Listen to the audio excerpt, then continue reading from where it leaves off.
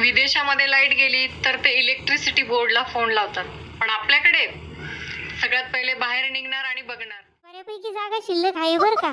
प्रयत्न केला तर अजून थोडंफार नक्की बसेल बर का. बसल बसल नक्की बसल. पप्पा आज हॉटेलमध्ये नेणार आम्हाला जेवायला. बया आज पिंट्या मजा आहे मग तुमची. मम्मी मला पण जायचं पिंट्या सोबत हॉटेलमध्ये. अरे बाळा कुठं काय बरा ऐकतो दिसायला लागलो बरं का मी. त्याला असंच नाद वाईट गोंधळ लागत वाटायला लागलो.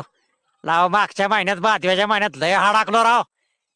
पोटाला आबळ झाली राव लय.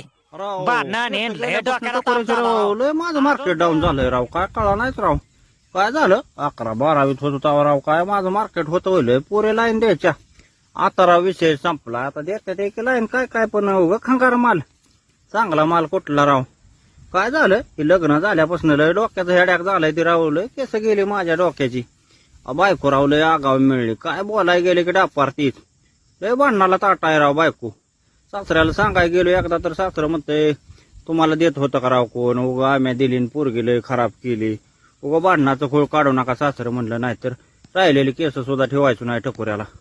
राव लय बेकार माणसं आहे त्यावं. लय फुगीर माणसं. पण काय करायचं आता. कुठं भांडणं करून कोणाचं चांगलं झालंय राव. आपलं गोडी गुलाबीने राहायचं.